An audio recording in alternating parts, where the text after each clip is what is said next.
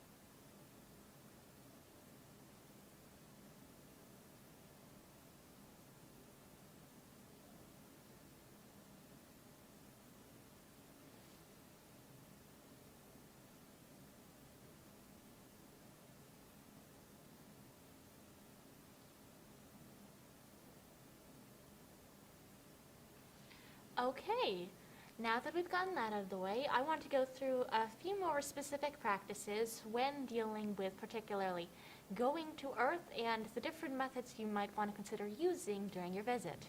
There are two main ones that some veteran travelers might be more familiar with that are going to be probably the two most useful ones when visiting Earth.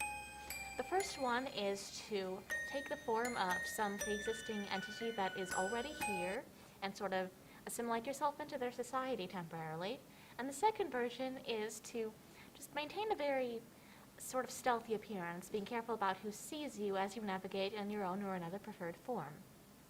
So, for the first method of sort of assimilating yourself into a pre-existing culture, it's best, of course, for those that are willing to already change their shape. It's going to be difficult for you to fit in well if you already don't have the traits that are already expected of the particular group in question. Obviously, I'm more familiar with humans, no obvious reason, but this should apply to other entities as well.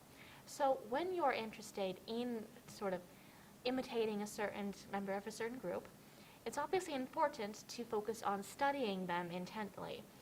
You're going to want to watch out for major things that the groups have in common and things that vary a lot between individuals. This is going to help you to blend in while not making it look like you're just copying any one particular person, as that will seem uncanny or possibly downright suspicious. It's a sort of artistic balance between being both common and unique at the same time. I'd particularly recommend this method for people who already are familiar with doing a similar thing on other planets. The second method, being a bit more stealthy in who sees you, involves generally avoiding more general locations where multiple people are at once, such as most physical locations. We've had some issues with this in the past before, with some vague, shadowy entities appearing, particularly the Hat Man. And Timmy, if you're watching this, you are causing a bit of a panic. Please, I know you want everyone to see your hat, but perhaps keep that in the realm of people who will not freak out upon realization that you possibly exist.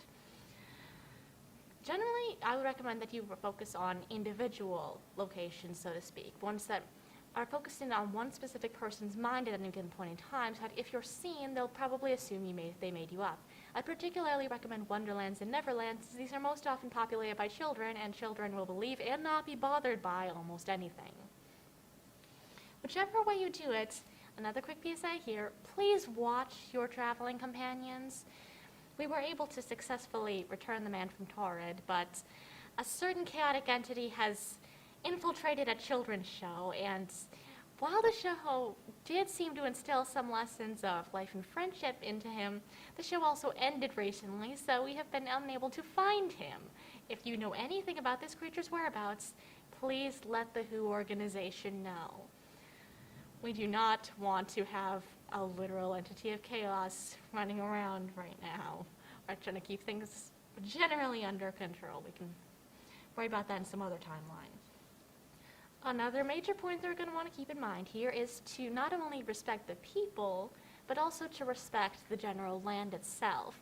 I know many of us are familiar with the Crop Circles art installation that was created a while ago, and while it generally was a very nice artistic piece, you'll notice that it caused a bit of a stir when the locals weren't sure where it came from. Luckily, that one had some plausible explanations behind it, but we still do want to avoid things like that again, so please tread carefully. A particular practical application of this: if you are traveling back home or to a hotel or to another dimension or similar via wooden stairs to nowhere in the forest, please deal with us kindly and have someone who is staying behind take down the stairs behind you. Again, when people have found this has caused a bit of a panic, so we don't want to terrify any unsuspecting humans. Generally, it's just an art of being able to be kind and respectful to the people who are already in this world and avoid them seeing anything that might cause some confusion or panic within their population. If you remember the specific rule of kindness, not confusion, I think you should do pretty well. And I think it'll be pretty fun, too. I've had some interesting experiences already with human culture, and I think I'll have many more over the course of my series here. Before we finish off, I'd want to say that this episode is sponsored. It is not sponsored by original intent, however. The embodiment of Ash has spoken to us about our previous introduction and has helped us realize that my previous laughter about the concept of children toys being thrown into the fire was a very insensitive reaction and was not taking into consideration the honorable process of transformation that occurs when things are burned. I would like to personally, sincerely apologize for that and promise that it will not happen again.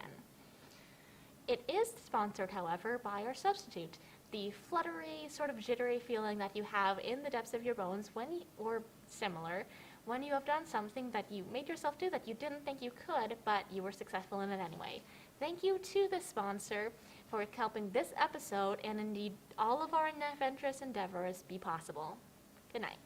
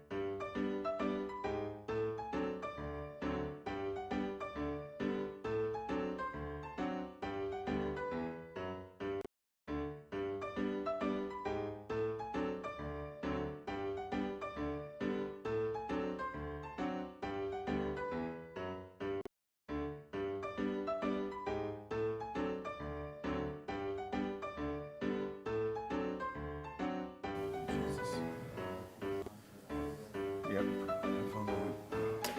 Oh, shit.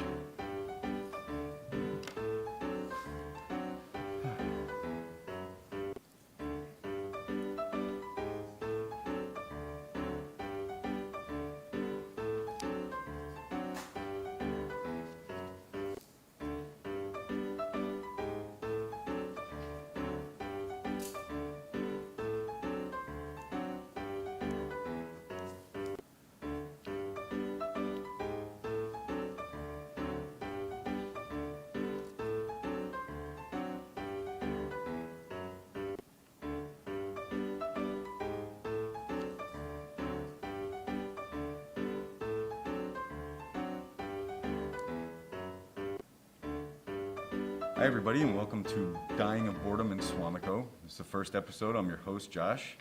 And basically, all we're going to be talking about on this show is how, for the last year, we've been stuck together in one place, 4 people in my family, myself, my wife, and my 2 boys. And we're slowly going crazy. And I figured I'd document that on this show. Like I said, it's been a year, and we're struggling to figure things out. We've gone from warm weather into cold weather now, and here in Wisconsin, cold weather brings a lot of challenges. We're struggling to figure out stuff to do. Like I said, we're at each other's throats in this little house all day long. And we're looking for things to do. I'd like to start out, one of the fun things to do is my kid's starting to become quite articulate with everything he does, and I figured I'd give him an interview about what he's doing with his quarantine time.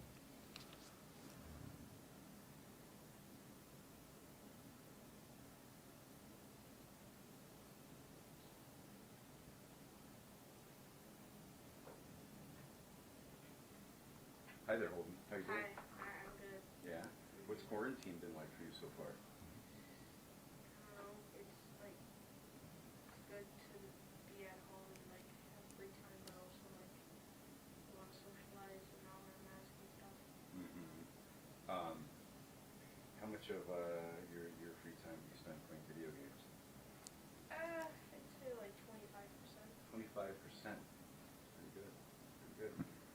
You've got a television in your bedroom that you bought for yourself now, right? It's pretty cool. Yeah. Yeah. Uh-huh. What game are you playing? I'm playing this Minecraft. I got a realm, which is like really, really cool because I can play it. It's my realm. But also my friends can join on whenever I'm not playing, which usually with Minecraft it's not a thing you can do. That's cool. Yeah. I still play Fortnite. Well, you're back. I'm pretty good at it, I think, for a 45-year-old guy. Okay, yeah, maybe for 45-year-old standards, but for Fortnite standards, you're terrible. Why do you say that? What is your basis for saying that? That's such garbage. Because it's, I mean, you're bad. You have nothing. You Bush camp. No, you have nothing to back that up with. You're like a Republican. Speaking of that, my little 12-year-old here got very political over this last season. He's looking at trends and maps. You can break things down by counting now, can't you? Yeah, I'd say for about 30 states I could name each county. 30 states. You can tell me how they went. Yeah. Wow, that's pretty. That's a lot of time you put into that. What is you've been kind of obsessed with the political map these last few months. What happened? Why? What do you mean? Well, how did that happen? You're only 12 years old, man. You're not supposed to be Wolf Blitzer over here. It's John King. Okay, right. Well, it's just like, I don't know, I was always fascinated of like the primaries when exactly a year ago when the February Iowa stuff was happening. And so that kind of kicked it off for you. And this season came around and it was so wild. And now the 2022 Senate election is very interesting for me. Why? Because I think the Democrats are going to take the seats of Pennsylvania and Wisconsin, and maybe North Carolina if they nominate the Democratic governor, Roy Cooper. But I think it would be extremely hard for a Republican majority to come back. Really? I think you've got some pretty bold predictions about things down south happening in a way that's good for Democrats, but it's a pretty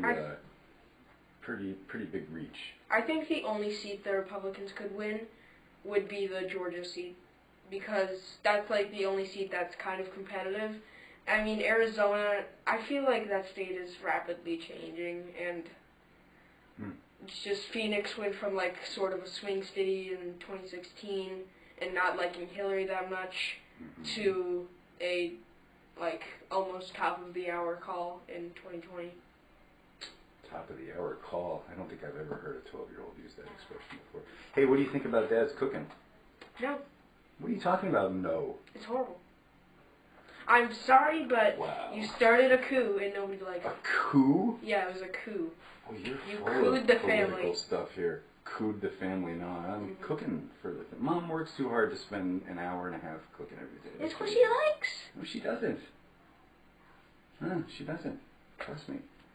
If we were in the summer right now, Also, she'd be making treats left and right to compensate. treats for, are one thing, my man. I'm talking about dinner. like brownies to compensate for all We the can't time. have brownies at 6 o'clock at night, Goofus. Okay.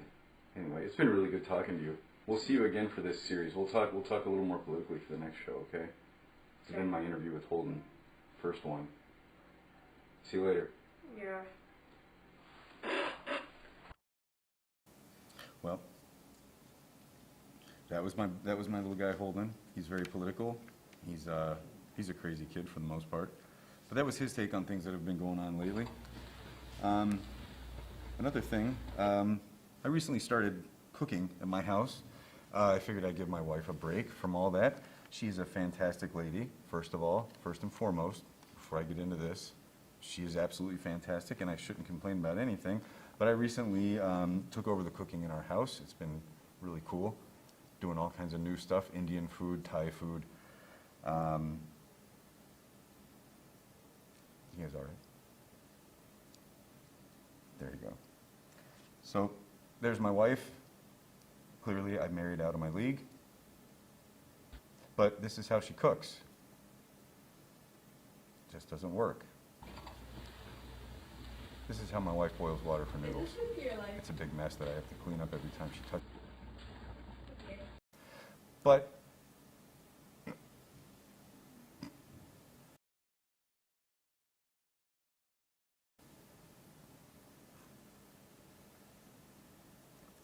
we also finally figured out what to do with our dogs. We live on a lake, and so now that it's warmed up a little bit and it's tolerable for them, we let our rambunctious animals out most every day. We take them on a walk on the lake. That's Cosmo on the left and Cleo on the right. They're brother and sister border collies, and they're a lot of fun. And holy cow, can they run out on that lake. There she is about to kill her brother.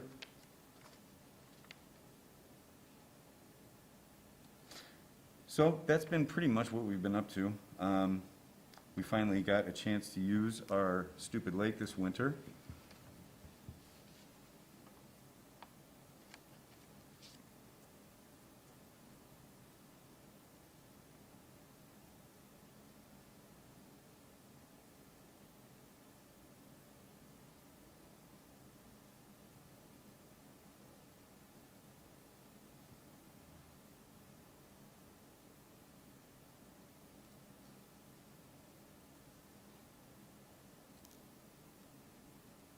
That's my 12-year-old getting his first taste of speed.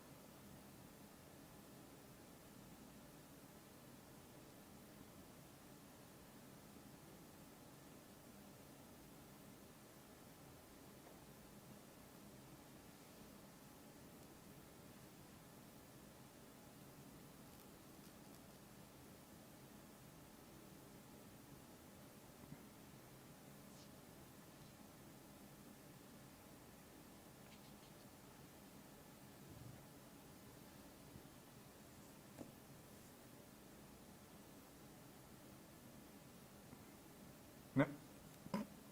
So that was tonight's, the first episode of Dying of Boredom in Swamico. We'll probably see you next week, 2 weeks from now, I should say, with episode number 2.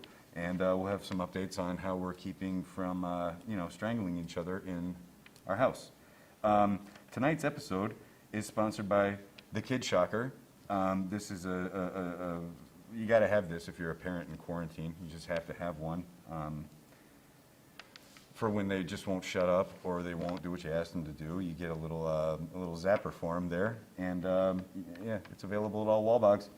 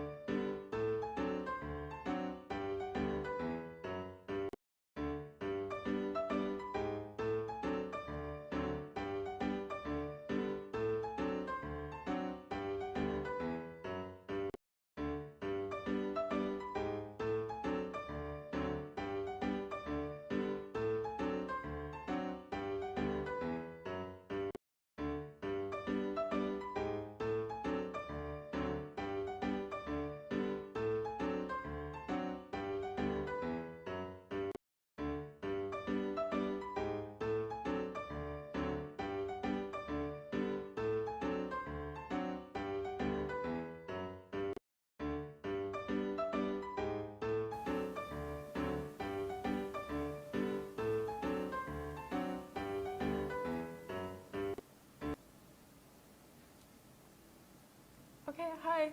My name is Brooke DeBlay, and I am going to be doing, this is called Brooke's Books.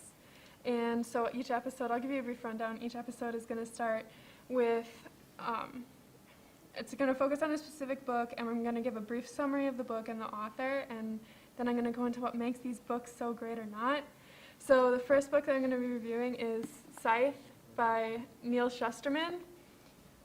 So Scythe is a book that takes real-world problems and turns it into a fantasy world. So Neal Shusterman in this book focuses on out-of-control world population problems.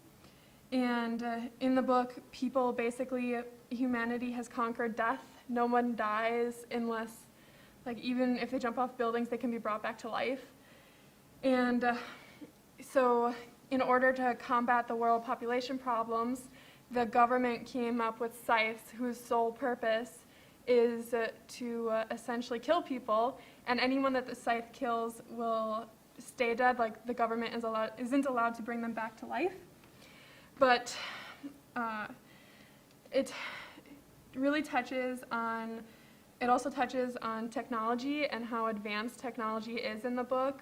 Aside from bringing all these people back to life, they have like the Thunderhead, which is this huge internet concept that can, like, it's a robot that thinks for itself almost and can, like, control all the electronics and stuff like that. The only difference that I really like about this book is that it takes a good spin on technology. Like, technology is actually helping the world. It's helping them instead of, like, hindering it, and it's not the bad guy in the book, whereas in most sci-fi books you read, technology ends up being the thing that humanity has to fight. So Neal Shusterman is just really good at creating those types of worlds. And the book follows two characters, Citra and Rowan, who are taken on as apprentices to a scythe against their will. They are basically trained in the art of death and how to take life. So here's the book trailer real quick to give you a cool overview of it. It's a really good book trailer. I love it.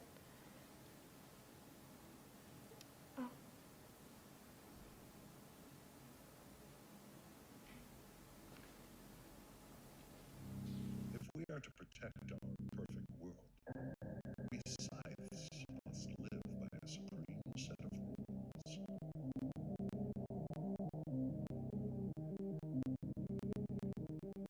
Thou shalt kill.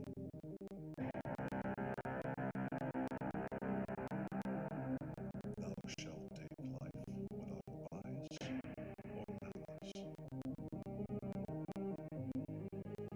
But for those who resist, swiftly end their bloodline. The methods you use will define you.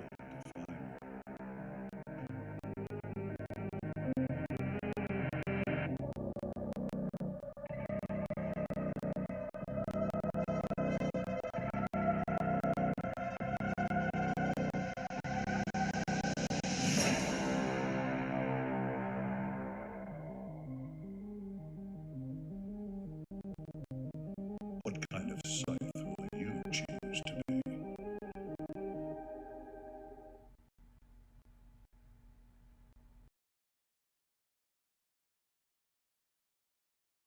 Like every other YA novel out there, ordinary people taken into an extraordinary world where they're given a mentor, where that helps them learn and navigate this new world.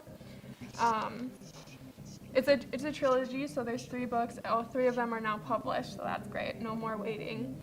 So at the beginning of the book, I loved it. I was really surprised at what was going on, and the book really helps raise a lot of moral and philosophical questions about immortality and life and death and world population problems. But this is something that really, really irks me about YA novels in particular. For whatever reason, the authors always feel the need to have a romantic relationship. And it just is so annoying, especially in this one book in particular, because it just comes out of nowhere. Like, at first they were like just friends and like helping each other through this because neither of them wanted to be in this world. And then all of a sudden it's romantic and it's like, what happened? I'm missing a few pages here. Like, It's just really annoying. I want a good book, a good YA book once that doesn't focus on a relationship and just focuses on the world and the problems they're facing. So the other thing, though, that I didn't particularly like about the book was about midway through. I'm not going to spoil anything, but there was a certain plot twist that was just very lazy and it was just to try and move the book along and to try to move the plot line along, and it was just not a very good plot line and its plot twist, and there's so many other ways that the author could have moved this book along in that area, and it was just very disappointing, especially from Neal Shusterman. If you've ever read any of his other books, like Unwind is his most popular series, like, it's so good, and then, like, nope, this one just fell flat about halfway through with that plot twist. But otherwise, overall, it was a really good read, and, like, it's worth it just for the world building. If you're really into YA novels genres, this is definitely something that's going to want to be on your to-read list. It's also a fairly short book if you look at it. Like, it'd take a week or two at most to read. So that's my review for this week. Next week I'm going to be doing The Bone Witch by Rin Chupeco. I probably pronounced that wrong, so I'm sorry for that. But anyway, see you next time. You know, you're supposed to play my intro.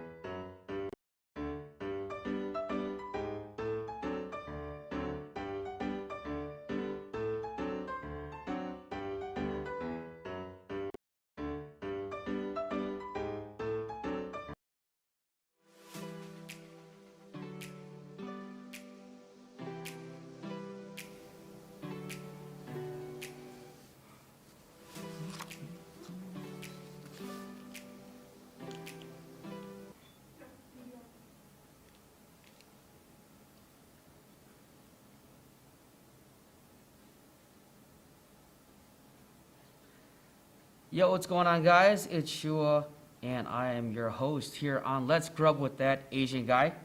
If you guys can hear me, they say the last for best. So, we have a good segment for you guys, a food adventure, and here we go.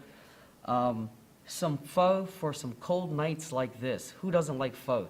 It's not po, it's not pho, it's pho. So, how you pronounce it, that's what counts. So, it was all worth it, man. It was every little sip of the broth and everything. But let's head on over to Arkan Deli and let's go grub, all right? Join on in.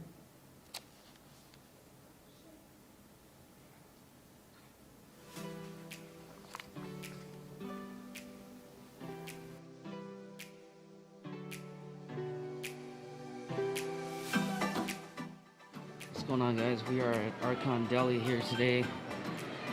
We're gonna try out some food today.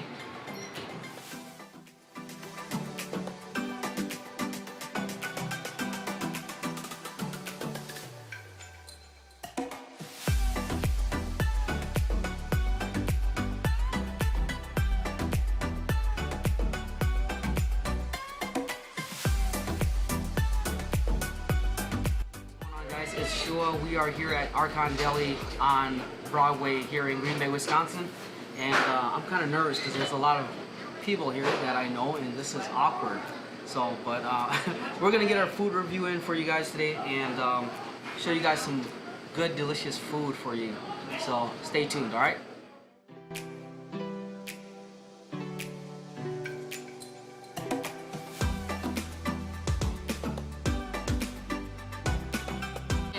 Yeah, so here we have some of the stuff to add into the pho or any dishes that you like. We got some fried garlic here, some chili garlic, make it a little spicier, as well as a little dried peppers. They're a little sugar and salt. But yeah, definitely some little extra little things to add in.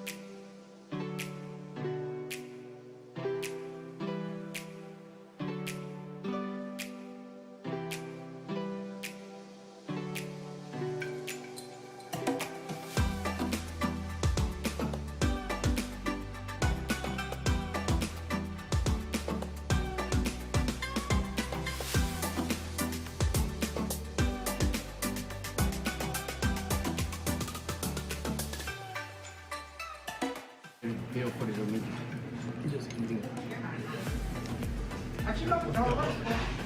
Ooh. This has got me sweating. I'm already sweating. This nose is running.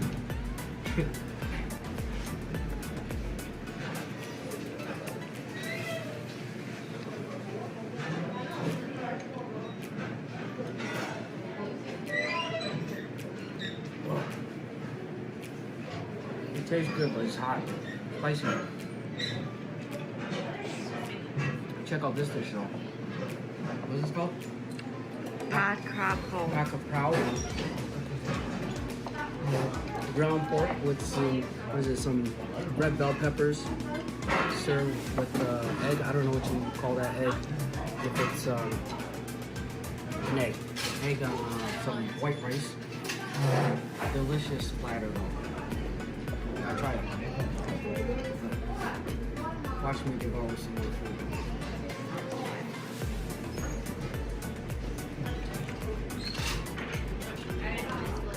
I still like use a fork. I'm not used to using chopsticks too. Ooh.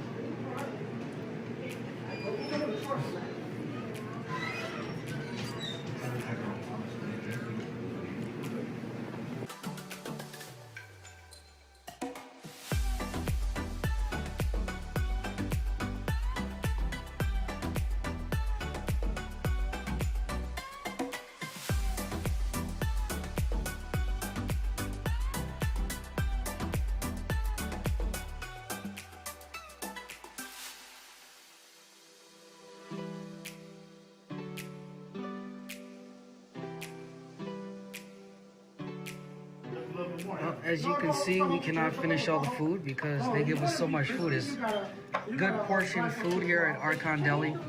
This was mine, this is my wife's. But yeah, definitely, they give you more than enough, and got a special dish for us tonight. It's duck. Roasted duck.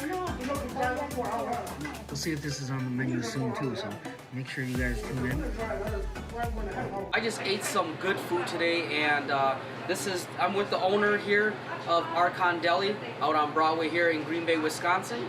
And go ahead and introduce yourself. Yeah, hi, my name is Louis. My last name is Bang, and I'm the owner of this place. Yeah, it's Archon Oriental Deli.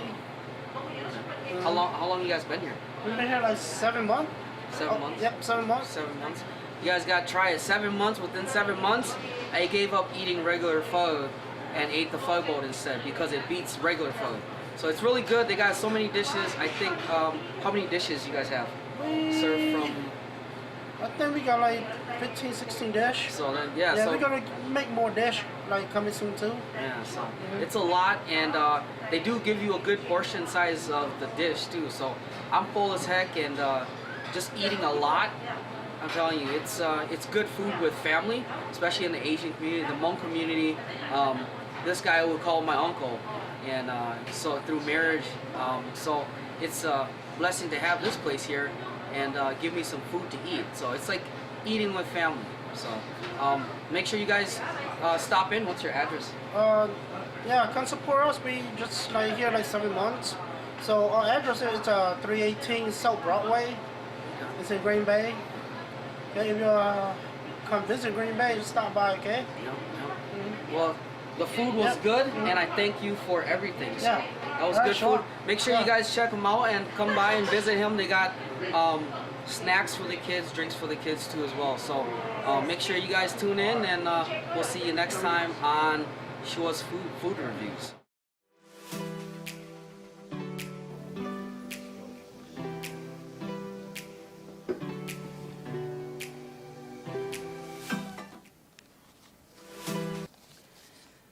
And watching that video made me really hungry. But yeah, it was a fun time eating some good food with my wife over at Archon Deli. Make sure you guys do check them out.